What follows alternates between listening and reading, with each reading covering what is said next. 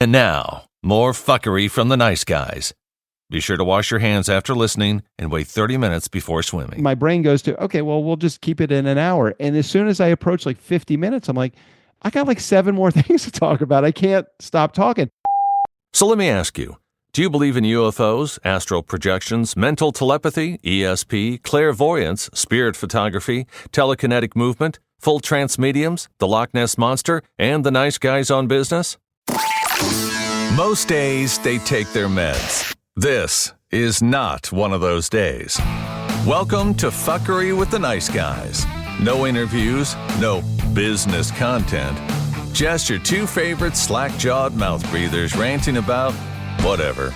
Now, strap yourselves in for Nice Guys Fuckery with the king and queen of fuckery, Doug Sandler and Erica Ross Krieger.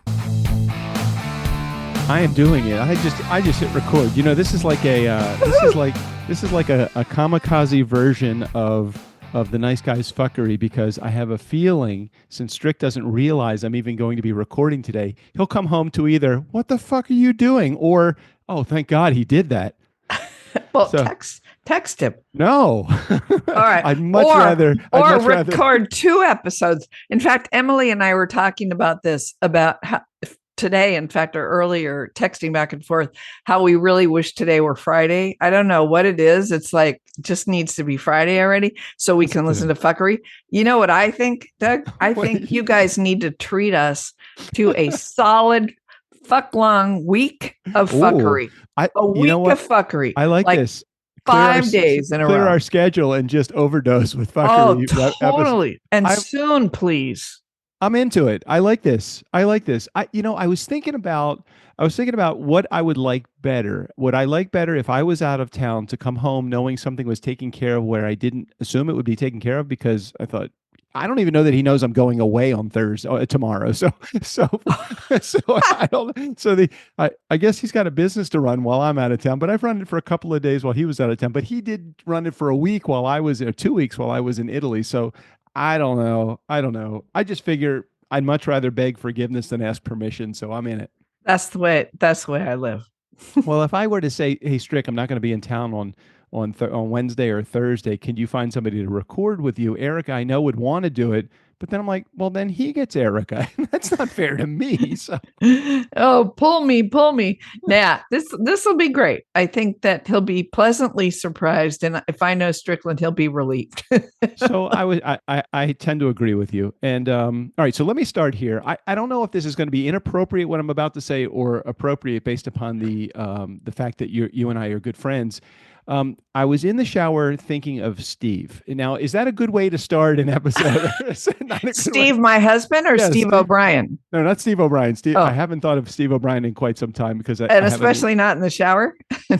Definitely not in the shower. But I was thinking of your husband while I was in the shower, because and whatever answer you provide is fine. I won't.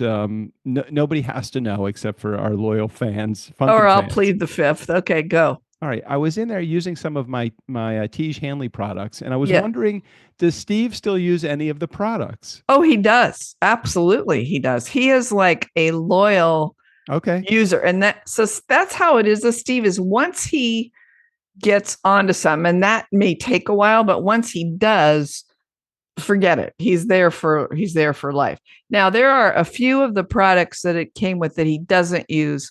One of them is that. The scrub. It's just too harsh on his skin. It is pretty harsh. I don't reorder. So I came off of the box and created my own subscription for my own. Is that what he did too? Yeah, absolutely. Okay. Yep. So then my follow-up question, not because I was in the shower, but maybe some other sensitive area. Does he use the powder? Do you know if he uses the powder? I'll simply tell you the name. No, I think he does not, because he's not he's not a powder guy. Okay, so the name of the powder is Balls. It's for those. Got it. Oh, maybe he doesn't even know there's that. But it's a new product. It's a new product. It's only been out for I think a few months, or I didn't realize they even had it. But if I had to get rid of every other product with the exception, you'd go with the Balls product. Balls, just Balls all the way. Oh. So all right. tell him. Well, I will Balls. tell him. Hey, it keeps you comfy. It does. It totally does. It's not even the dryness that it creates in the cornstarch that the powder has. And by the way, Nice Guy Community, they are not a sponsor of the show. This is not a paid for advertisement. It is just because I love the product itself. I do love several of the products. The Balls product, by far my number one product. I also do love the serum. Very good product that I put on my face. He likes that. Steve likes that too. I use the PM product, both AM and PM, which is the moisturizer for your face. I don't want the sunscreen. I don't like the extra thickness the sunscreen provides. I believe that he is doing the same. So you guys are, there you go. So now the question about the powder stuff brings up for me, I don't know, maybe all your listeners too. And you don't have to answer this one. Boxers or briefs? Yes. So truly the answer is yes. So during the day, I am a briefs guy. I like the added support that briefs can provide. And I kind of like the condensed version of it makes my package look bigger. All right, let's cut down to the facts here. Strickland doesn't need it. I do. All right.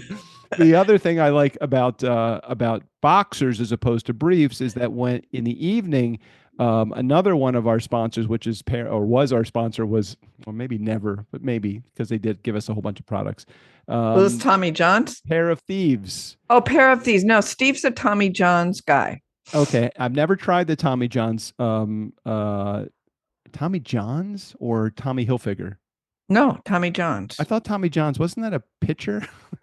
Sure, it's Tommy John's. Maybe I don't know my pictures, but I know my underwear. Okay, all right. Tommy John's, and that's his go-to. Okay, so I am a Pair of Thieves a pajamas guy. So I wear their lounge pants and their boxers, and I love those too because again, just the right amount of support, but enough moving around room. I don't like to feel constricted when I'm sleeping. I'd rather sleep. So but the question is, so do you need the powder because of one of the other or no? Like Steve's not a boxers guy. Steve's unrelated. Oh, okay. Well, then I'm getting too personal. Hold on. I think I'm disturbing JJ. Let me close my door. Just talk amongst yourselves. I'll be right back.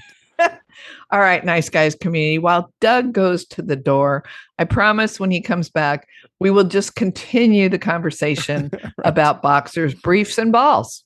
Okay. And here he is. So let me think about that for a second. In my first marriage, I have several relationships to use for this. In my first marriage, I was a full pajama guy. I was always white t-shirt, Hanes t-shirt, and boxer shorts, loose boxer shorts for pajamas. My second relationship, I felt a little less constrained and I wanted to be more free. So slept in nothing at all. And it was a great relationship. There was a lot of sex in that relationship, much more than my first relationship. And I think that was related to the fact that that neither of us slept in anything because it makes it too easy to access everything. There you go. And then in this relationship, I sleep with just my boxer shorts on.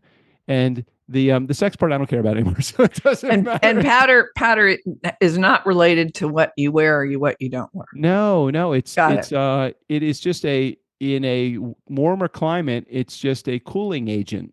Got it. Well, I will tell Steve about that. And speaking of warmer climates, so I'm in Northern California, San Francisco Bay Area, East Bay, hot as heck. And I think today we were hotter than you are in Ojai today. Yeah, today was a cool day here. It was probably didn't get out of the low 70s, upper 60s.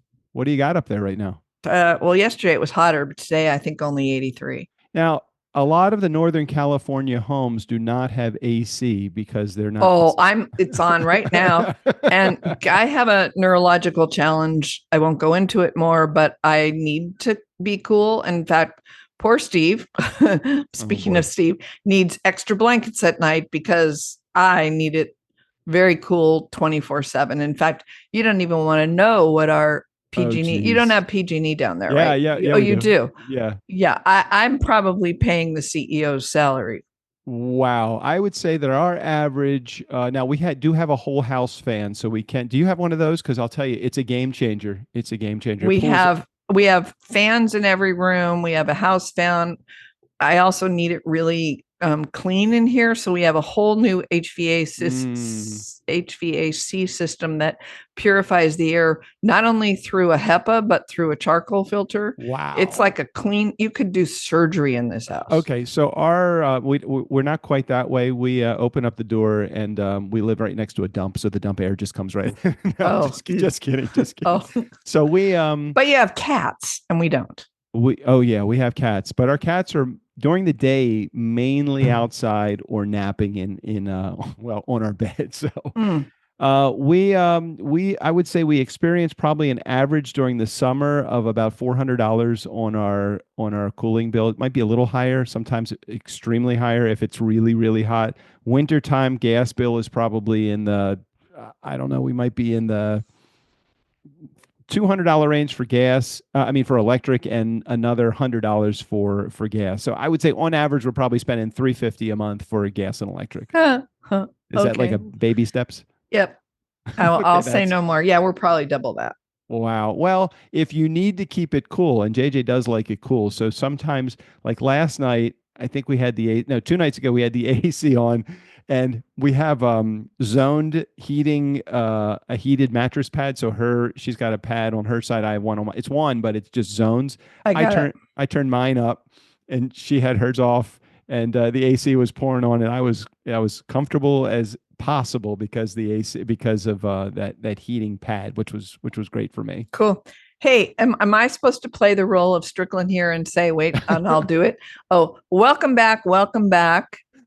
I'm not Strickland Bonner, and on the other side of the microphone is Mr. Doug Sandler, and I'm Erica Ross Krieger. This is such a delight to be able to have you here. I came to the table with absolutely no topics because I know that you and I could just have hours-long conversations and not have to really worry about any of the guardrails up. Now, you will need to provide. We chew the fat. And I have to tell you, even before I got on this call, is the only one thing I did. I don't write anything else down other than this. And I said to Steve, he said, "What are you going to go do?" I said, "At 5 o'clock, I'm going to be on a call with Doug, and we're just going to chew the fat." And when I got done saying it, I thought, why the hell do we say chew the fat? Like, what is that? So I looked it up just for the heck of it. You want me to read it? I'm going to go back to, it's probably an old English saying with a derivative of, they did eat a lot of fat, and it took a lot of time to have conversation around the dinner table. So that's what I'm going to say, but I have no idea. So the idiom has its origins in North America, where the Native American people would meet with settlers and talk about their cultures while chewing on pork fat. Wow. Okay, so it's kind of like eating Doritos, right? Because isn't Doritos like a lot of fat in them? I don't know. I don't eat them, but I don't eat pork fat either, really, for that matter, other than if it's attached to a rib. And we then could segue to talking about ribs. Oh, the smoker. Oh, come on. Now, I want to hear about the smoker, but you've been talking about it a lot lately. One of the things you haven't talked about lately are your cars. How are your kids? How's Jewel? How's Joe? How's Jimmy? That's right. You named the tractor. So. I know. I want to hear about him. I came home from Italy and Jimmy had a flat tire. I was very upset because they're the huge tires in the back. And I'm thinking, how much is this going to set me back? Because I still don't have really a purpose for Jimmy yet, other than it's a really good lawn ornament. I love just riding around. JJ's like, well, what are you doing? I'm like, I don't know. I don't have any purpose. But so there's no, it's not monetized. You haven't monetized Jimmy or nothing? No, I haven't. However, the truck and the car have been doing great. I usually have, I'd say during these months, the months of, where are we right now? We're in May as we record this, May of 2025. I would say it starts to pick up somewhere around April, and it won't stop until probably October or November. I usually have 1 or 2 rentals for each one of those every month. And I'm like, fuck it. I'm just gonna price it where it would make me want to leave my house, rather than the average price is $350 to rent a car or a truck for a photo shoot. Like, that's not enough to leave the house, drive an hour, pay the gas, have the photo shoot, sit there for 3 hours, drive an hour back. No. It's like half a day. I'm like, shit, I'm not doing that. So I charge $175 per hour. They can pick as many hours as they want, but it's a minimum of 3 hours. So I'm walking away with at least, what's that, five and a quarter for every shoot now. And that now is starting to be some good money. That's okay. Yeah, that works. And the Airbnb in the backyard also is starting to pay dividends too. And I'm more excited about that. There's some rules that I think some city rules that we're probably breaking. I don't want to really talk about it at all. Oh, let's not even go there. As far as Jimmy goes, I don't know. Maybe you could like rig up a little thing on the back and take neighborhood kids out on a hayride in October and charge for it. No, if I would trust it for that. But I'll tell you what I would like to do is I would like to get a little trailer attachment for the back of Joe so that I can take either Jimmy out on a like a little trailer that goes on the back to add to the decor package and charge a premium for that, of course. Oh, sure. Or get one of those tiny little, have you ever heard of a Shasta camper? Are they the round, like they're they're like round. They're old school, like 60s. Yeah. Oh, I love those. And they're tiny. They're only like, let's say 12 feet long. So it's not like a big thing that I'd have to trailer, a real heavy thing, because I'd be afraid of Joe's transmission with a big heavy trailer on the back, like the Airstream. And using that as all of these shoots that I go to, they're usually on location. And the models, even like the high-end models, the ones that are making like 25 grand to do the shoots, they're changing in this little tiny portable like vinyl changing station. Then you could charge them for the dress. That could be a portable dressing room. Right, portable dressing room that I bring with me, or it just could be a portable snack room, or it could be another thing that they could use to shoot in the photo shoot too. Oh my God. You're amazing. So good. I'm on the hunt for a little trailer. I don't know where I'm going to keep it though. I don't know that JJ would be so excited for me to keep that on the driveway.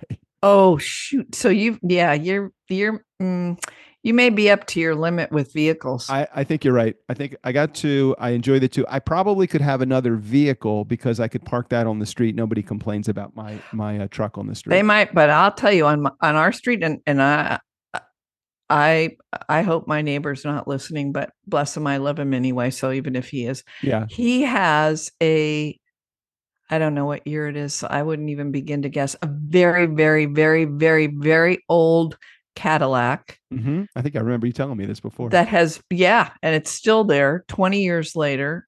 Doesn't use it. Doesn't go. It doesn't move? It doesn't move. It's rusting. He has a tarp over it. It looks like crap. The tires get deflated. Then he goes out and he pumps them up, but it still sits there. And he keeps saying, I think I want to sell it for the parts. I think I'm going to get rid of it. I think I'm going to get rid of it. It's like, okay. And I mean, this neighborhood, these are dollar houses. Big. Yes. And it's not fun. So I get when you hit your limit with how many vehicles are out there. I forget what it's called. You still have to have it registered, but it's like a non-functioning unit. I forget what the initials are, like planned.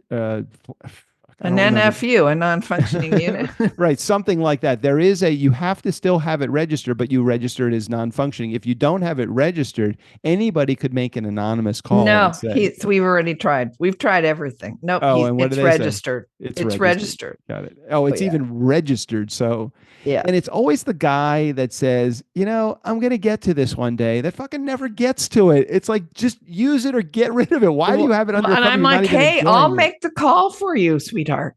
I'll get them out here to tow it. Like, what do you want? And I'll do it. But I wonder how much he wants for it.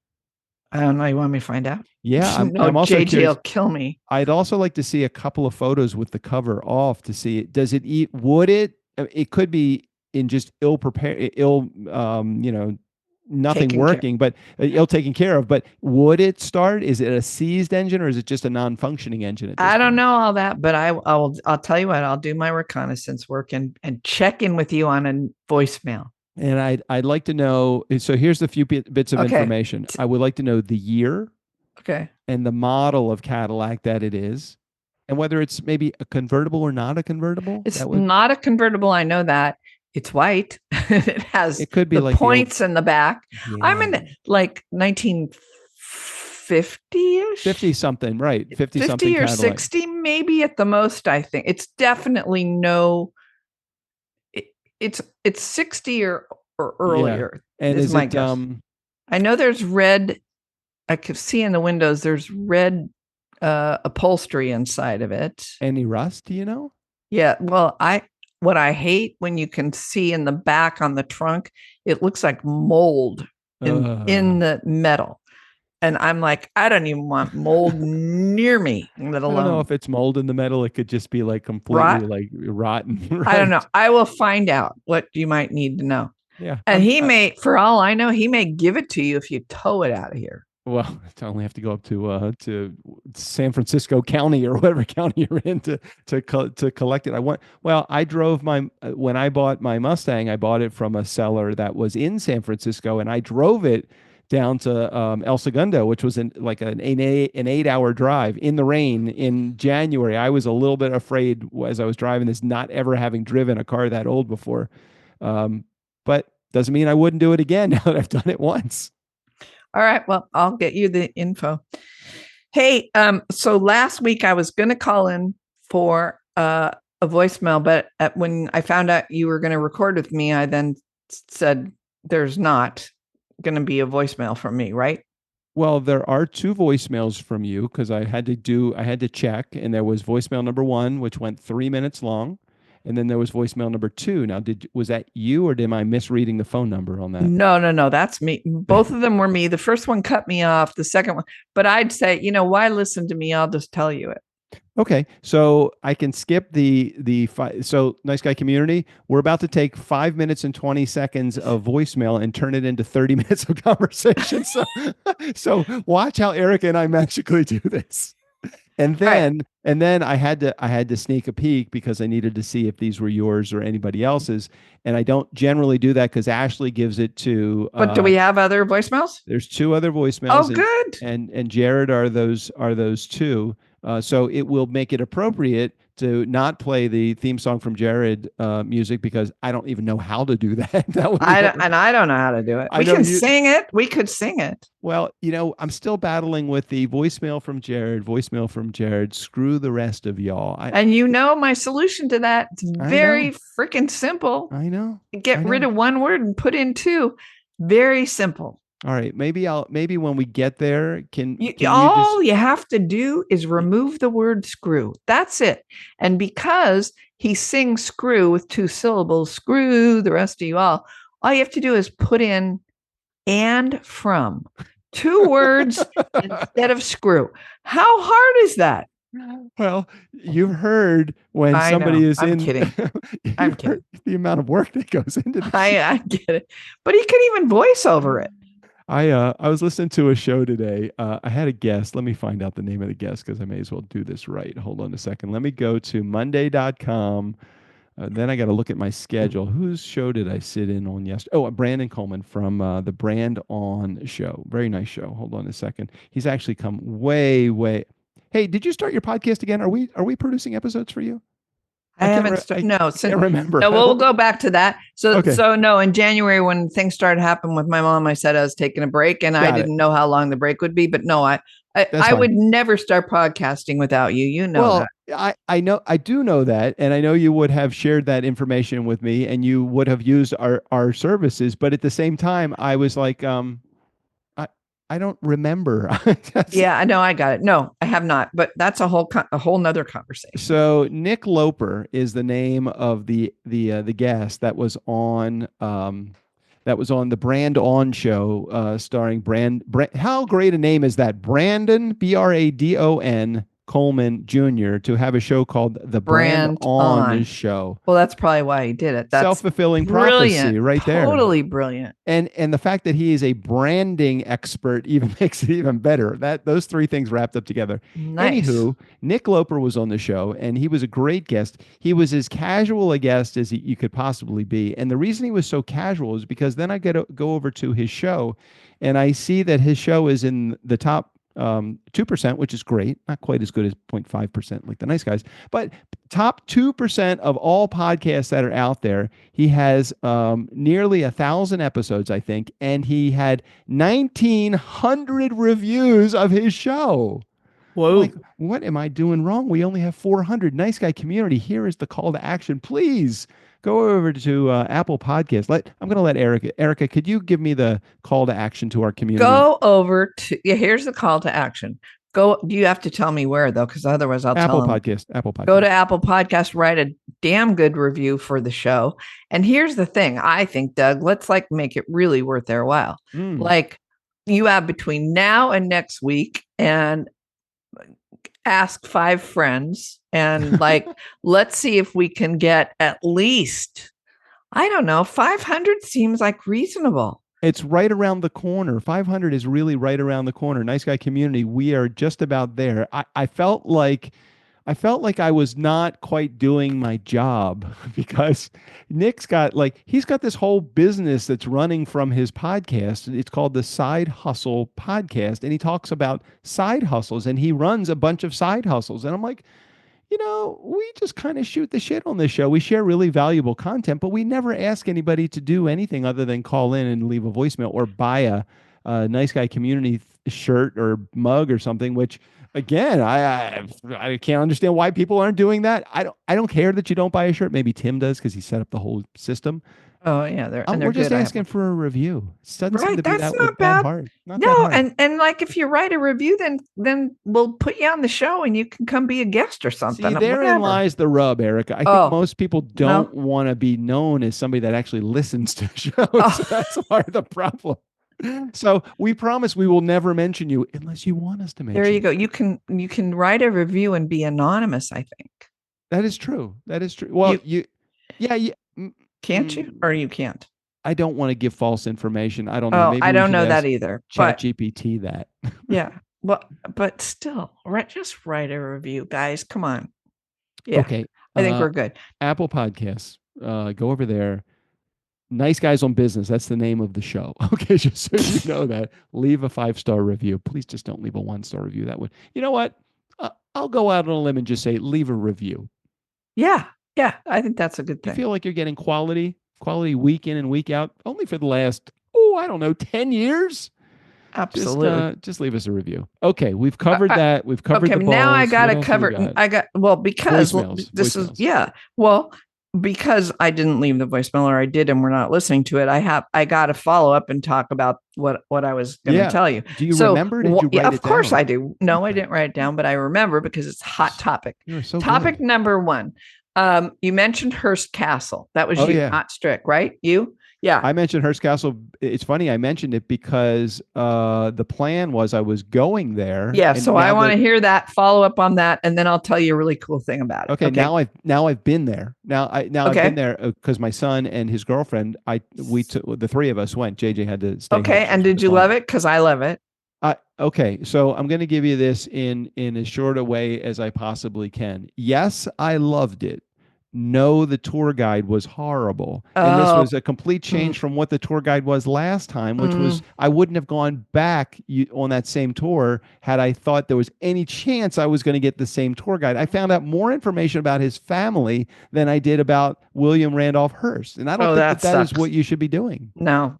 See, I think that the quality of the tour totally depends upon who you're getting as a guide, but we love it. We go all the time, and we are equidistant to Hearst Castle. So the amount of time it takes you to drive up from where you are is the amount of time it takes us to go down.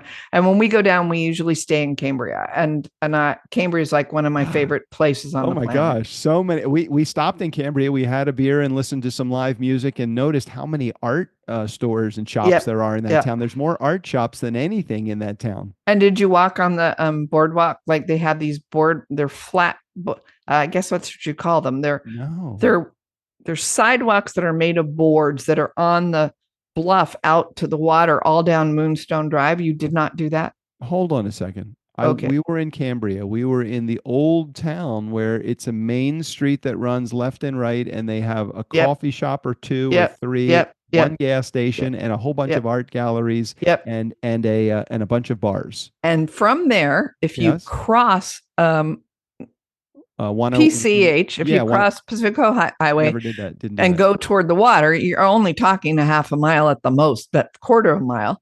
then right along there is a street called, or an area called Moonstone Beach Drive. Right. And it parallels the water. And that's where you go and you park and you watch the sunset and you make out.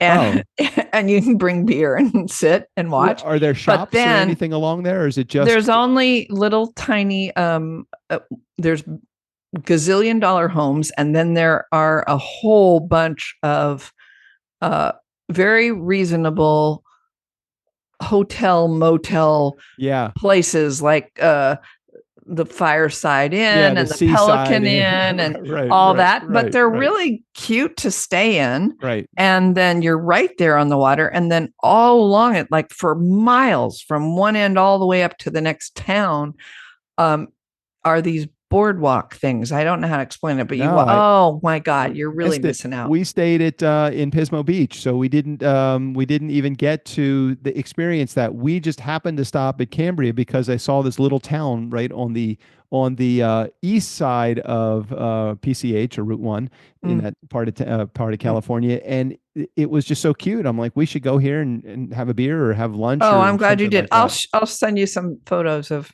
some things, but next time you go, do that. Go along there or stay overnight there or whatever. And then the drive up to Hearst Castle is great. But back to last week, you talked about how William Randolph Hearst had the zoo back in the day. Yeah. And that used to be his thing. Like all these stars and stuff would come up and they'd party and whatever. And then he'd have these wild animals.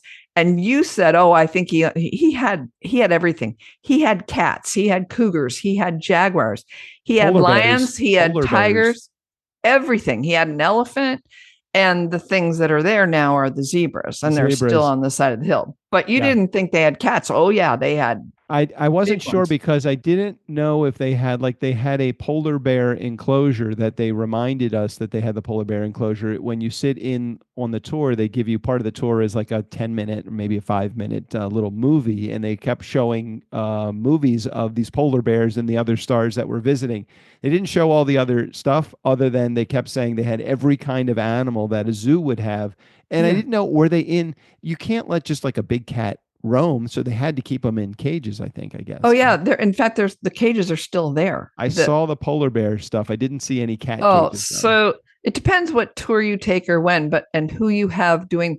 A lot of information, if you didn't fall asleep on the way back down the hill, Alex Trebek is the guy in the bus, and they'll point things out. And there's this big grape arbor thing, and then they show you the polar bear cage thing, and then next to that are where all the cages were these were where the cats were, and these were where When last did you go on a tour of Hearst Castle?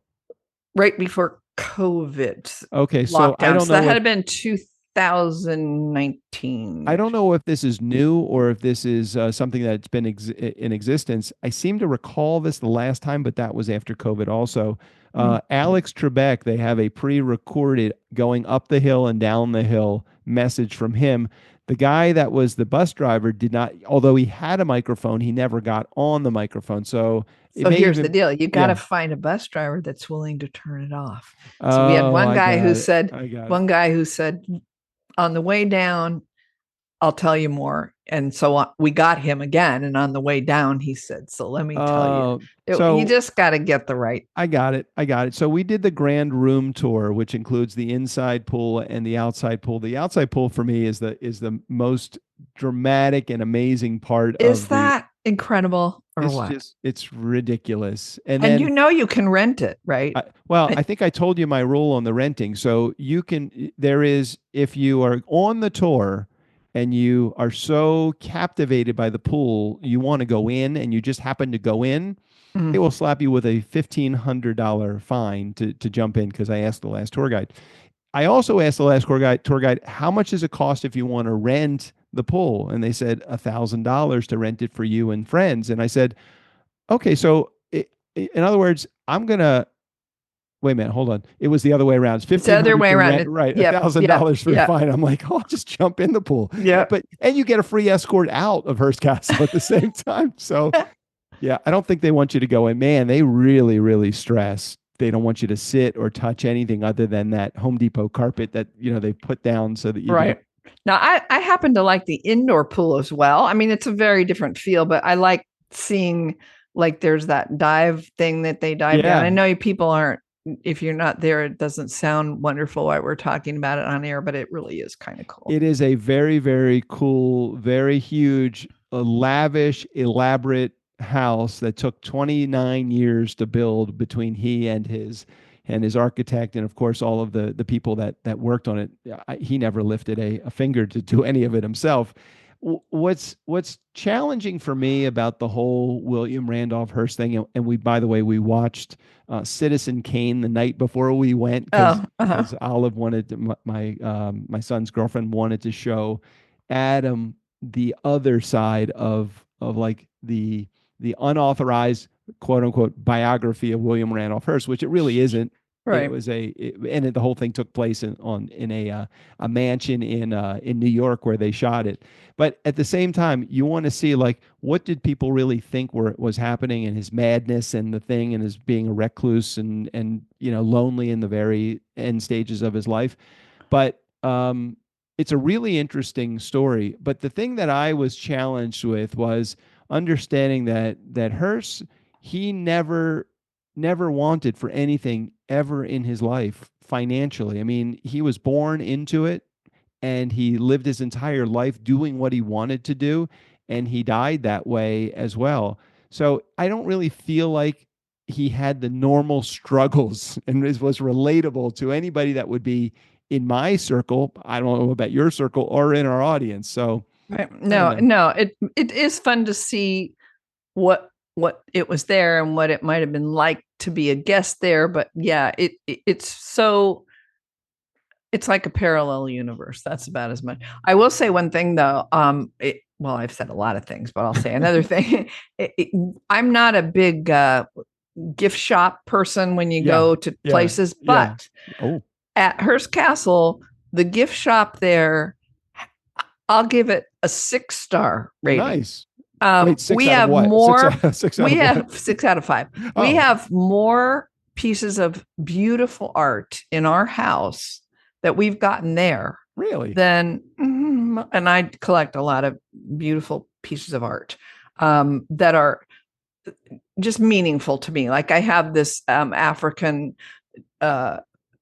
piece that was put together, and it's all made of butterfly wings, and it's an African woman in a photo. So I'm not talking about I have like gazillion-dollar art all over. It's just I have lots of meaningful, pretty pieces, and in that gift shop, they have one of a kind things. So we got these statues that I don't know. It's just really cool stuff.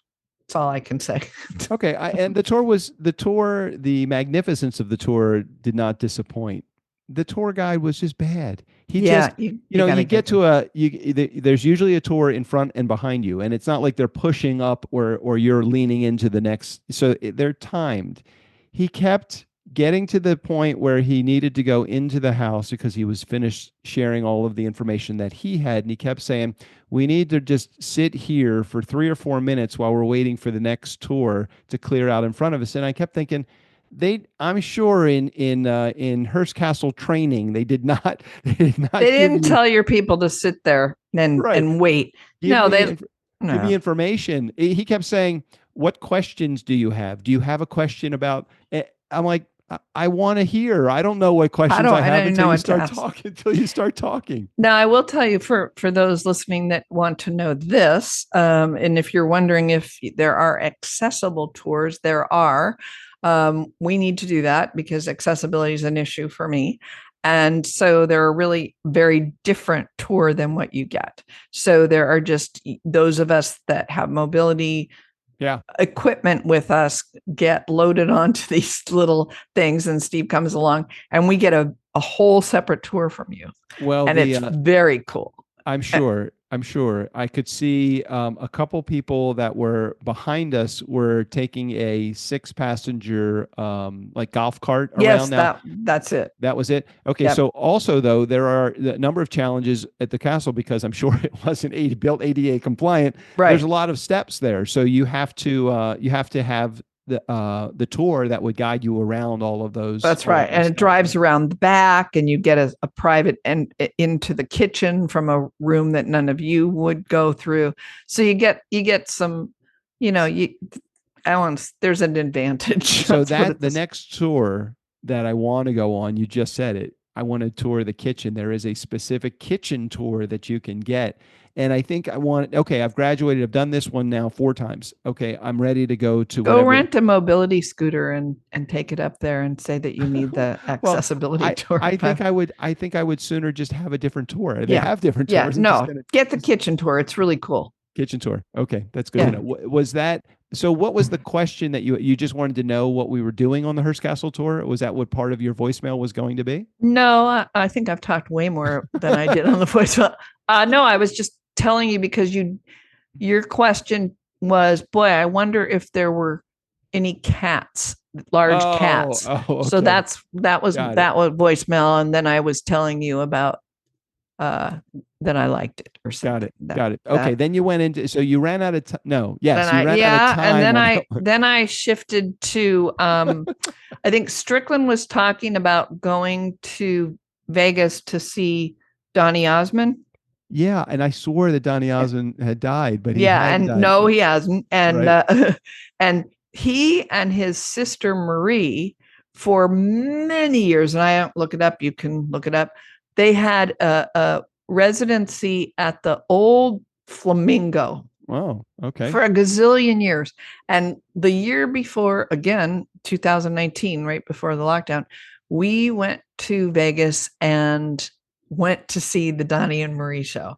Oh my gosh. Oh my God. Funny as hell. And we were lucky enough to sit 3 rows from the front. And so it was the 2 of them. And they did the, I'm a little bit country, I'm a little bit rock and roll thing. Right. And then Marie had this tube of red lipstick, and she would go down into the audience and she would draw, instead of kissing guys on the cheek, she would draw lips or a heart on guys' cheeks. How Mormon of her. Toward the front. How Mormon of her. Right, definitely. And I was sitting next to Steve, and my dear husband has had, since he's been 20, the most beautiful bald head in the planet. I love Steve's head. It's gorgeous and it's very bald, totally bald. And so I pointed to his head, and he didn't know I had. And she came over and she drew the lips on top of his head, and Steve was like dying, and I am laughing. And so, and he kept the lips up there, and they're pretty good sized lips. And when we were leaving, I went into the restroom and grabbed a Kleenex and pressed it on the top of his head. Yeah. So I have the lips like transferred on, and we saved to this day. Now, what year was that you did that? That had been 2018. Okay, so 6 years maybe ago. 18. I don't know. Well, we could look up when did that would be good. That's too hard. Yeah. All right. Well, somebody can look it up. They were there in residency for the 2 of them, and I didn't know he was performing by himself elsewhere. So that must be where. Then I get all distracted and looked at other famous. I get distracted, look at other famous singers, and then I'll run into Sonny and Cher, and then I'll Hall and Oates, and then we get into this whole thing in this conversation, and then that's why the shows are freaking an hour and a. Oh, I gotta ask you that. When we go, okay, and how are we doing for time? Because I'm good. I don't have to go to Walmart. No, I'm fine. Okay, I'm fine. We have as long as we need to. Oh, cool. Okay. I may, ask me what were you going to ask me about the time? Now you got to think I got to remember. Oh, okay, I'll remember. But first, I need to tell you that tomorrow we have to get up at 1:30 in the morning so that we can make our 5:15 flight at LAX so that we can go to Mexico to do a couples retreat. Whoa, baby! Oh well, yeah. I will not keep you. Then you're gonna. No. I'm not. That wasn't to limit our time. Oh, okay. That was more to just set the stage for maybe what we might talk about next after we we finished this part of the 1:30 conversation. in the morning. Yeah, it was the flight that made the most sense. And we're troopers. We did the same thing basically when we went to Italy. We got up at 2 o'clock in the morning. There's no traffic. No traffic to get down to the airport. So I'm like, I'd much rather deal with no traffic than white knuckling it all the way to the airport, wondering if we're going to be on time, leaving at 6 o'clock in the morning. Yeah, and then you could always sleep. I don't know how long's the flight from where. Well, we're going to Phoenix first because there is no direct flight, unusually so, from LAX to Puerto Vallarta, where we're doing the couples retreat. Okay, so here was my question. Okay. We started when the origin of Nice Guys on Business, just Strick and I episodes, it was like 20 to 30 minutes. And then we somehow, I don't know, maybe it was episode 1,000, somewhere in there, we didn't do it for a reason, but it started to get to then an hour long. And now we when we are talking, I see myself having more information than will even fit in an hour. So now I feel like, geez, we are, we try to keep it at a half hour, then that's off the table now, completely off the table. Now my brain goes to, okay, well, we'll just keep it in an hour. And as soon as I approach like 50 minutes, I'm like, I got like 7 more things to talk about. I can't stop talking. And I found that the last few episodes are even into the hour and a half range. At what point do you stop having that? I got other things to do with my day. Or do you listen to it in parts? Depends. So it depends how my day is going. So there are times I just like, oh hell, I'm down for this for the whole thing. I don't care how long it is. And there are other times where I'm drinking my protein shake for breakfast, listening to fuckery, and playing Wordle at the same time. And then I'm like, okay, now I'm going to take a break now because I want to save it for a little bit more this afternoon when I take a lunch break. And then I want to save it for a little. So it's really how I want to do it, but I like doing it in bites a lot of times because then I've got it. I feel like I've got something to perk me up throughout the day. And there are other times I do it like a straight shot. But I will say one thing. What year was it where you guys started the fuckery part?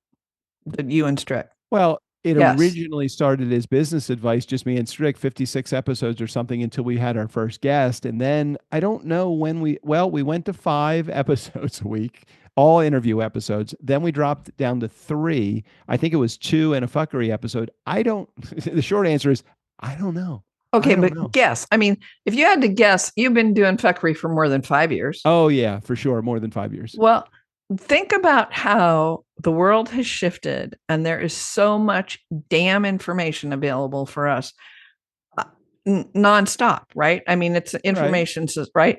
And so much is bombarding all of us that no wonder your things are longer, your episodes are longer. You're in any one day, you got way more stuff that could have sparked something to talk about than you did back then. I don't disagree with you. I don't disagree with you.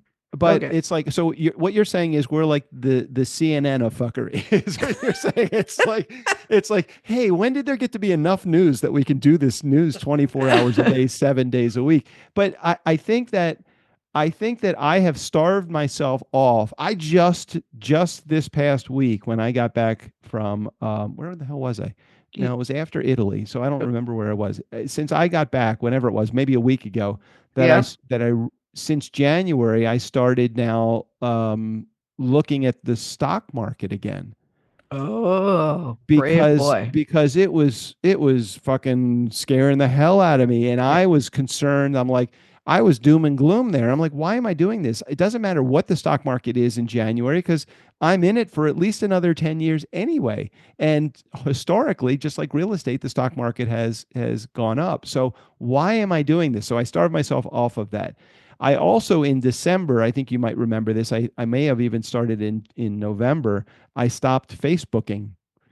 And I have not gone back with the exception of just maybe 1 or 2 times in there. And you know what? I'm still feeling okay. I don't know if you guys are still upset about that but I'll tell you on my end, at first I was, and then I missed you. And then Facebook really, for me, has shifted significantly since January. Right. So And so not because of you and your alignment, it's more because of what's being presented in there. And it's like, I don't want to deal with that either. no, it's not. It's all of it. It's what's being presented. It's like there's a freaking much more ads. There's like they'll force what they want to show you with reels, and then you go down those rabbit holes, and then and tons of people are that I used to follow that are friends have left, and they're over at Blue Sky or wherever. And I'm just I got What's Blue Sky? What is Blue Sky? Blue Sky. Oh, it's a whole nother platform. I haven't. Right. I cannot talk about it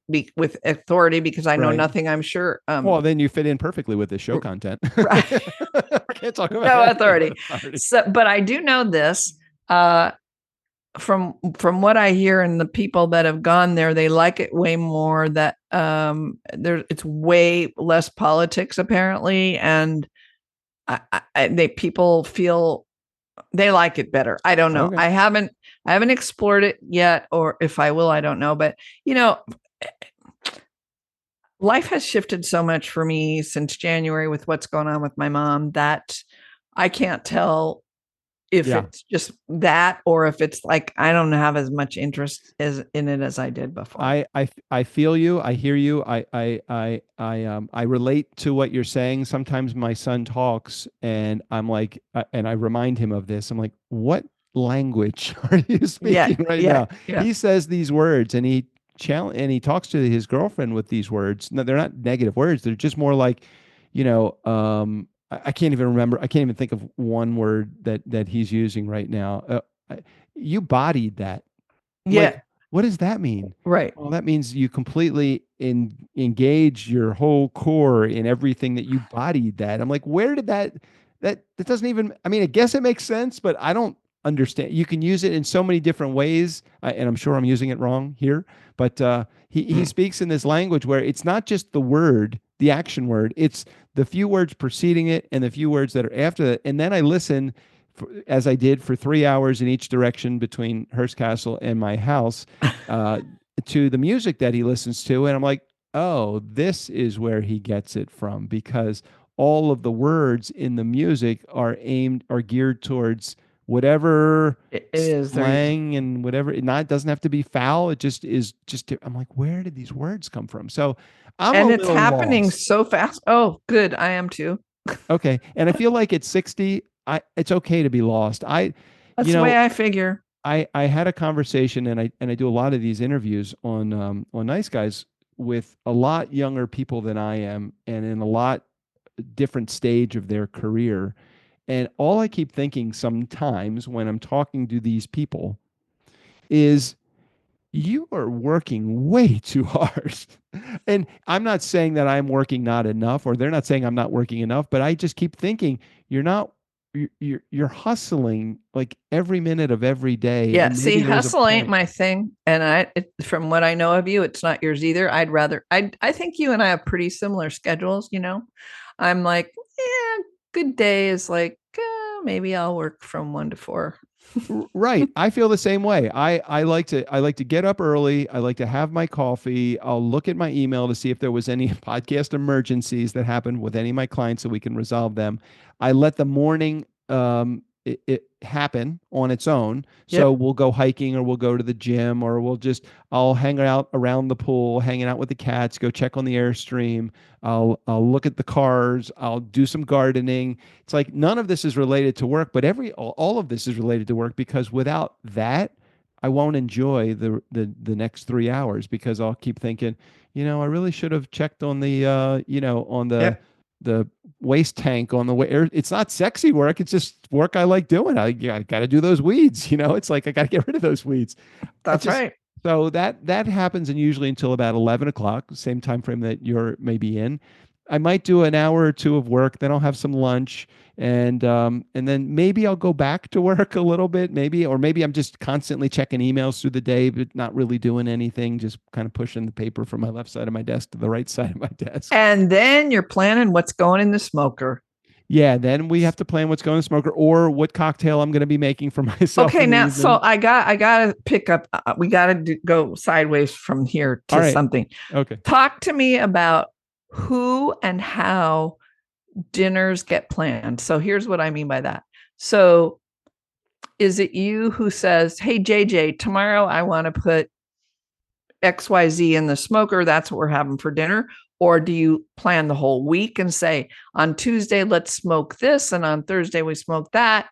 Like, and who is it like is it at 4:00 you say, holy shit, what are we eating for dinner? Like, how do you roll? Well, I gotta hear it. I tend to be the more passive one when it comes to meal organization. Mm-hmm. When it comes to meal prep, if it's smoker related, generally I'm the one doing the main thing and she'll do the side dishes. For the most part, I would say. Who decided what it's going to be and when? We decided together, usually either the night before or the day of. What do you want to do for dinner tonight? Like, and then you go pull it out of the freezer. Exactly. Like if we have some ribs that are, and we generally do have, I don't know if you remember the episode. Oh, I got to tell you more about the freezer issue.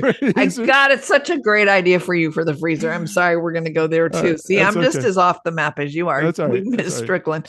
Oh yeah. So then you can really survive in our house for several months without having to go to the food store. Yeah, and then people can come up here and they can survive another couple months. Okay, Same great. Thing. Yeah. So unless you needed fresh fruit and vegetable, in which case we will generally go out. Like if we tomorrow, since we're going to Mexico for a handful of days, we haven't really stocked the house. But normally, what we'll do is we have all of our meats and proteins in the freezer or refrigerator ready to be taken out and thawed or put on whatever that we're going to do. Okay, so let's say you just decide I gotta play. Yeah. So let's say you decide that tomorrow or tonight you want to pull out a rack of lamb.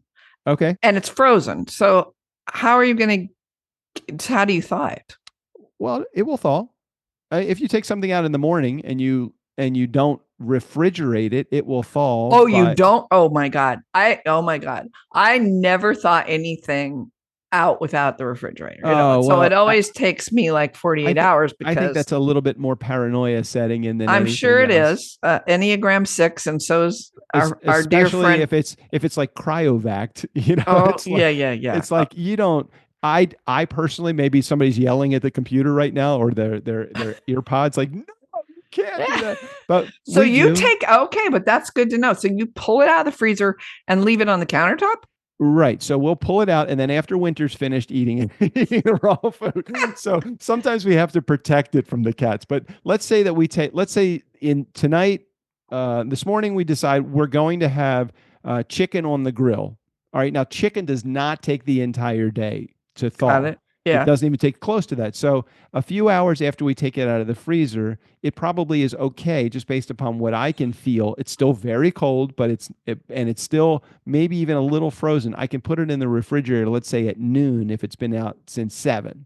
So now we've got 5 hours that it's been out. It's now going to sit in the refrigerator from noon until 4 p.m. in the refrigerator. Well, you just answered a major question for me. So bottom line is, you keep everything frozen, so do I. But the reason you can do what you do is we have a very different thawing process. For me, it don't thaw out without the fridge. Okay. I got it. Now, so that makes a difference. If we can plan a day or two in advance, which sometimes we can, because sometimes I'm bringing the meat home from either Westridge, which is our local place that we can get some quality meat, or Trader Joe's, where we get some good grass-fed beef or organic chicken.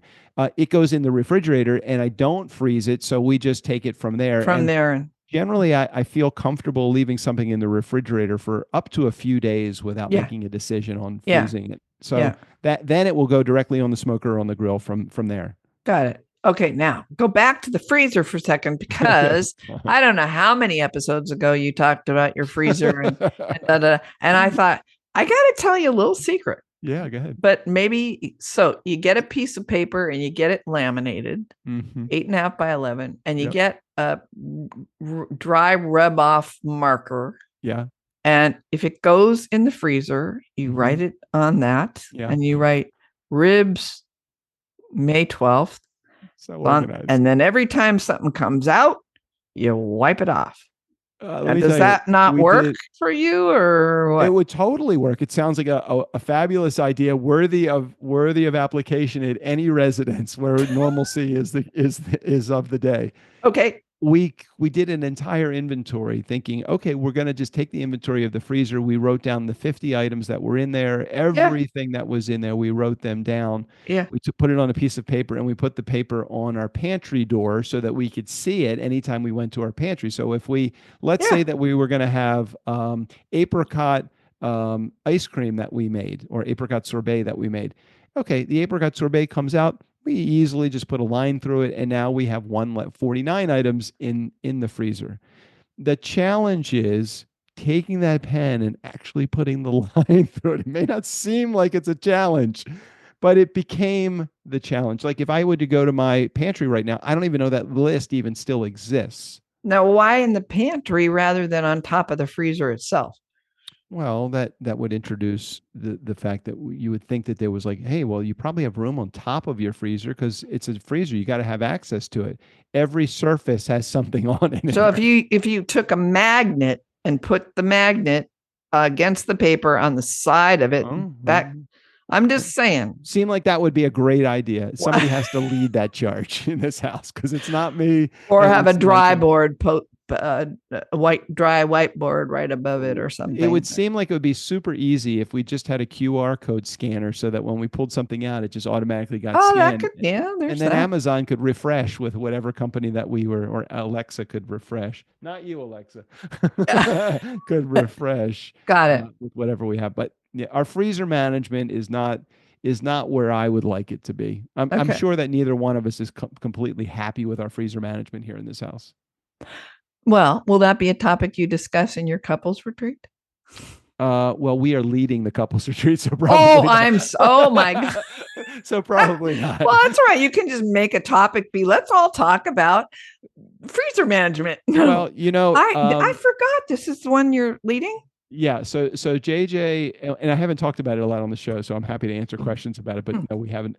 So JJ has this philosophy, and it's a true philosophy about people are as they dance. Salsa. So as you are a leader or a follower in salsa would generate how you are as a person. And it is very true. If you are a woman, or not a woman, because a woman doesn't have to be the, there's a leader and then there's a follower in salsa. Sure. The leader always has to lead, and the follower can't lead, or the leader will get all screwed up. Right. If you're a follower in salsa and you are trying to lead, you're going to mess up the dance. And so if you're a leader in salsa and you have a follower mentality and you go through follower actions, your follower will have no idea what you're doing. So that makes for a messed up dance also. So we talk about, I think there's probably something out there called salsaology. If there's not, we should probably TM the word. Oh man, t-shirt. Yep. Salsaology. As you are dancing, you are as a person. And it's very true. As you are in freezer management, you are probably. Oh, that's so good.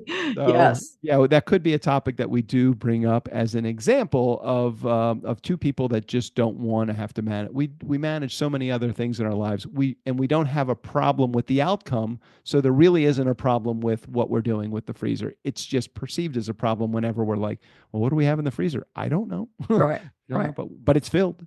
All of them are filled. Every one of them. And tonight, what's going on what's getting taken out and putting on the... Well, keep in mind that tomorrow is Mexico Day, so it's leftover night. So whatever is tilting forward in the refrigerator either gets eaten tonight or thrown away, because we don't want to have in 5 days whatever was in there getting, turning. So yeah.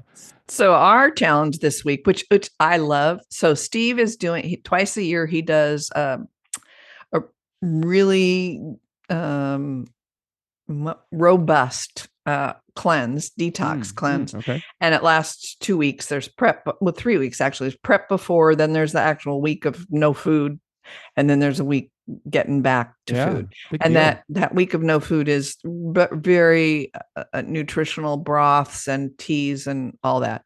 But when he does that, and I don't do that, it doesn't work for me. He does it twice a year, but when he does, I celebrate like hell, because I get to eat whatever I want, when I want.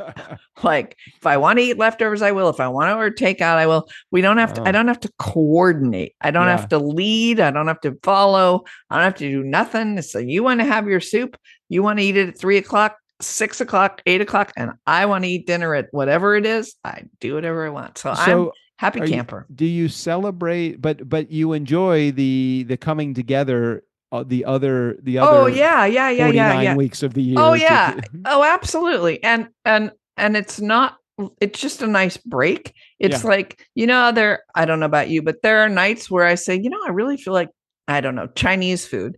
And Steve's like, nah, I really feel more like Mexican. I said, well, okay, what about Italian? It just takes a while. Or it's like, hey, I wouldn't say every time one of us suggests, hey, tonight, let's make scrambled eggs, that we're always going to have a debate about it. But sometimes we have a debate about, well, do you want this or do you want that? Do you want this or do you want that? Do you want to eat at 6? Do you want to eat at 5? We're not exact every time. I don't often. So that's why I celebrate. It's relatively rare that I have any problem if somebody else is arranging for the meal. Oh.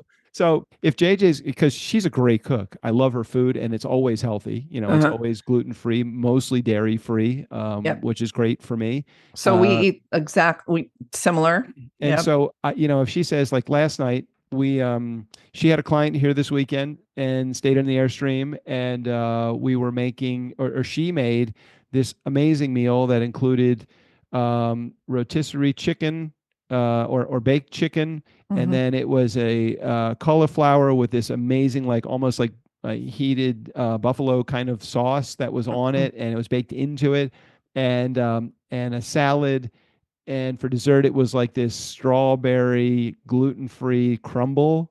And, so we've been eating leftovers for that for the last couple of days. So last night, but not as that meal. So last night we had, she makes this freaking amazing salad that's got, it's kale, which I never thought I would like, but it's kale done right with a dressing that's a nice hearty dressing that's, brewer's yeast. It tastes like it's cheesy on there, and we put chicken on top, the leftover baked chicken. Yeah, my mouth is watering just thinking about it, and it was a delicious, healthy meal. And when you go to bed and you've had a really good meal, and you get in bed, you feel better. Sleep better. Oh, you yeah, no, better, you feel better. Agree.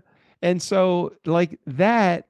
How could I ever say, no, I don't want, I mean, there are some things that I don't like. I'm not a big eggplant fan. I think I was eggplant wrong as a husband in my first marriage, and it was overcooked. Are you blood type O, or do you know? I don't know. Oh, well, you better find out and I'll tell you more. Oh, nutrition school grad here. Wow. Interesting. How my body processes eggplant based upon my blood type. Interesting. That's right. Very interesting. Yes, sirree, Bob. So, so with the exception of that, there's pretty much nothing else that I really won't eat or try. Well, no, there's not stuff either of us won't eat or try. Well, not nothing, but there are very few things. It's just who's in the mood for what. And so that not you. Okay. So I have to be in the mood for whatever it is. Well, and I'm the one who cooks, but Steve is my sous chef. He preps, he chops. That's his job. He loves to chop. The biggest challenge in our house is if we are going to eat out, is trying to determine where we're eating. And then if we land on Thai food, there is a place that's probably 200 yards from my house. That's the easiest to walk to. It's a 2-minute walk from our house. And there's the place that she likes that's 15 minutes away. That's Thai also. I'm like, come on. I wish I had never discovered this other place. I think I was the one she probably heard about it from somewhere else, but I introduced it to her. I'm like, oh man. Now every time we get Thai, it's like, which Thai place are we going to? So see, it's conversation. Yeah. Well, I got one more thing I'd love to ask you about because it's been on my mind a lot. Have you two things? One, I'm a Tracker fan. You watch Tracker?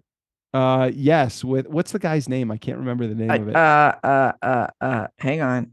Okay. Not Jason. I was going to say Jason too. It's not Jason. No, I don't think it's Jason. Aaron something. No. Okay. No. Anyway, okay. I'll remember that in a minute. But you watch it, yes? Yep. Yep. I So haven't I'm watched it in liking a it, while, but I though. don't watch it. Oh, it's back on. Is it back on? Oh, It's yeah, baby. all right. The season finale just happened. So catch up the whole last season. We are just I was watching Justin. Gangs of Justin. Thank you. I was watching Gangs of London, and that kind of set the tone. JJ was watching Bunheads, which I didn't like. It was I the don't know same that. it's the same chick that's in Younger. I can't remember her name. Anyway, so I wasn't loving it. It's only one season. I could not watch beyond like 8 episodes, and then she's continued watching it. So that's the only time that we're really off on who's watching what. But And yeah, are you watching LA Suits now? no, have not gone to that one yet. I don't know that. I love your perspective on that one once you start watching it. Okay. I'm not loving it because it's not as good as the first one from my view. Yeah. How could it ever be? But they are bringing back a few of the characters for cameos. So that's kind of fun. But, that was so well done. Suits was just so well done. And the characters were substantial. And you knew who they were. And they were all, if you think about it, most of them were bigger people, like bigger presence. So like, when Harvey walked in the room, Harvey walked in the room. When Donna walked in the room, the redhead, she's tall. They got big. There's more Zoftic. There's more meat to them, right? And in this one, they've almost cloned every one of the actresses. In my mind, all look very, very similar.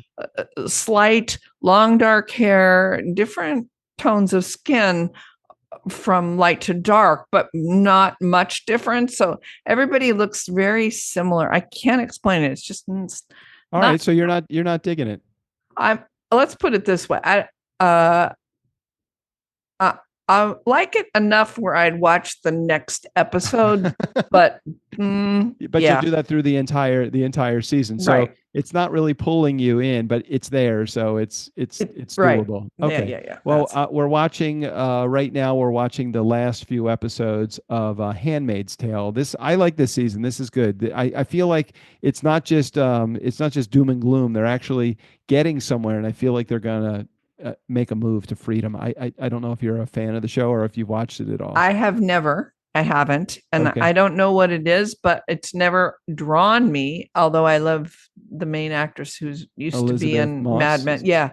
But also the more that things are happening the way they're happening politically, and I won't I won't get into that whole thing, but I can even be more of a, what do they call Strickland when he goes crazy? Incredulous. Yes, I can be more incredulous than Strickland, and I won't grace you with that today. Okay, but nonetheless, it just seems too close to home. I agree. Well, here's where we are. We're about an hour and 5 minutes into the episode. We have 2 voicemails. Oh, let's do voicemails. Jared that we really should get to. Okay. And then I should try to figure out as we were talking about food. I was like realized that I haven't had any food in quite some time. Oh, today. You want me to keep chatting while you go grab a snack or something, or you want to just play the voicemails? No, okay, we're going to play the voicemails. And we're going to wrap up because our community cannot stand beyond an hour and a half. And I have a feeling just based upon what we're doing, we're going to go another 15 or 20 minutes just on these 2 voicemails from Jared. Okay. So nice guy community. Apologies. I do not have the theme song unless you just heard it and Strickland figured out a way to edit it into the episode. But then he would have had to have also put in my interruption from the end of the theme song until the beginning of the first message. I don't know how he would have done that. So I just think it's going to go right from where Eric and I are talking right into the voicemails. And I won't sing. And you won't sing. Okay, let me go to let me share my sound. I think I got that all right. All right, let me go to the voicemail. And I see you, Erica, in the little tiny picture on the top of my screen. So I'm going to go to this voicemail, and then I'm just going to hit play and tell me if you hear Jared talk. Okay, just give me the thumbs up. All right, here comes voicemail number 1. Hey, Doug, Jared here. So, talking about businesses, franchises, all kinds of crazy stuff.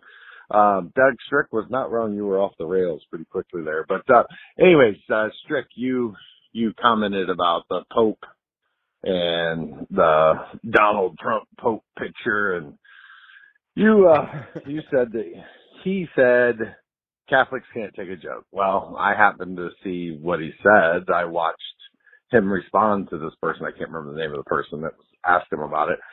And he said, the Catholics loved it. They can take a joke.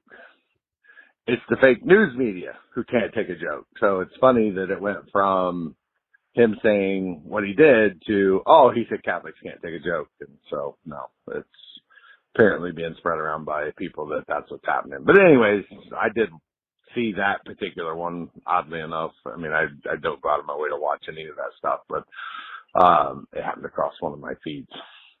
Anywho, just thought I would share that with you. So, yeah, no Pope Trump, thank God. But anyways, all right, folks, see you. I won't comment on the Trump side of it because we don't have to get into politics, and I don't have anybody to stir up here. Usually, I don't know that I get where Jared stands on it, though. That's not. I think if I'm interpreting this properly, it really wasn't a political commentary more than it was, or it was more so a comment about the people that are against Trump were saying that he said that the Catholics can't take a joke. And the reality of it was, according to Jared, I know none of this, by the way. I'm just going from hearsay here from what Jared and Strickland are saying. Strickland is saying that he said Catholics can't take a joke. That was very liberal left. I think what Jared was saying was, what he actually said in the comment was that Catholics can take a joke. He said that the Catholics loved it. So that would be the conservative right that was sharing that. So therein lies the rub, that nobody believes or knows what anybody's talking about anyway. Maybe Jared's right. Maybe Strickland's right. Maybe there's a fact here. Maybe there's fake news. I have no idea. I have no idea either. I didn't love it, but I thought it was funny to a degree that I couldn't. I saw the chimney. I saw orange smoke.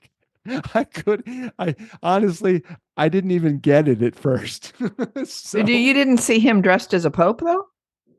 No, I did not. I thought that's the one. No, there's a huge picture of Trump dressed as the Pope. And he actually, that was a real picture of him. It wasn't like a AI version. I don't know that. I just know when I saw it, I like gulped big time. I mean, it's a thing for me is, I don't know. You just don't mess around with that. It'd be like seeing him as the Dalai Lama. It was just yucky. I guess the other thing is it really, how presidential is it for the president of the United States to dress as the Pope?